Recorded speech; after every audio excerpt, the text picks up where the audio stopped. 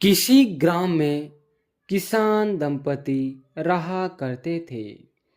किसान तो बूढ़ा था, पर उसकी पत्नी युवा थी।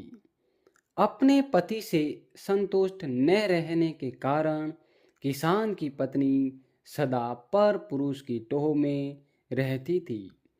इस कारण एक क्षण भी घर में नहीं ठहरती थी। एक दिन किसी ठग ने उसको घर से निकलते हुए देख लिया। उसने उसका पीछा किया और जब देखा कि वह एकांत में पहुंच गई, तो उसके सम्मुख जाकर उसने कहा, देखो, मेरी पत्नी का देहांत हो चुका है। मैं तुम पर अनुरक्त हूँ, मेरे साथ चलो। वह बोली, यदि ऐसी बात है तो मेरे पति के पास बहुत सा धन है। वह वृद्धावस्था के कारण वह हिलडुल नहीं सकता। मैं उसको लेकर आती हूँ, जिससे कि हमारा भविष्य सुखमय बीते। ठीक है, जाओ, कल प्रातःकाल इसी समय इसी स्थान पर मिल जाना। इस प्रकार उस दिन वह किसान की स्त्री अपने घर लौट गई। रात होने पर जब उसका पति सो गया, तो उसने अपने पति का धन समेटा और उसे लेकर प्रातःकाल उस स्थान पर जा पहुंची। दोनों वहां से चल दिए।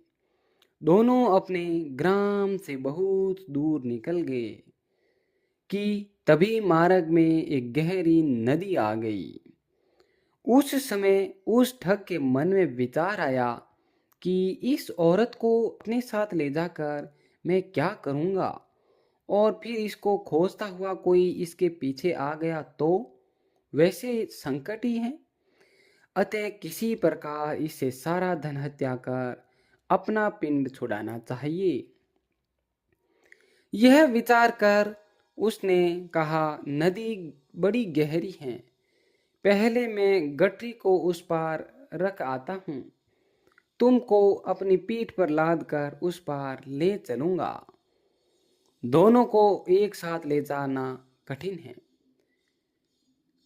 युवती बोली, ठीक है, ऐसा ही करो। किसान की स्त्री ने अपनी गठरी उसे पकड़ाई तो ठग बोला, अपने पहने हुए गहने कपड़े भी दे दो, जिससे नदी में चलने में किसी प्रकार की कठिनाई नहीं होगी, कपड़े भीगेंगे भी नहीं। उसने वैसा ही किया। उन्हें लेकर ठग नदी के उस पार गया तो फिर लौट कर आया ही नहीं।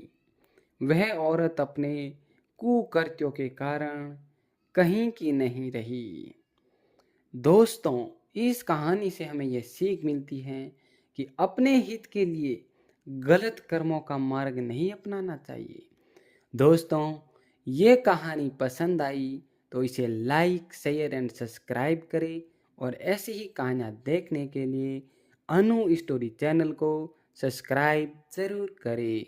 धन्यवाद।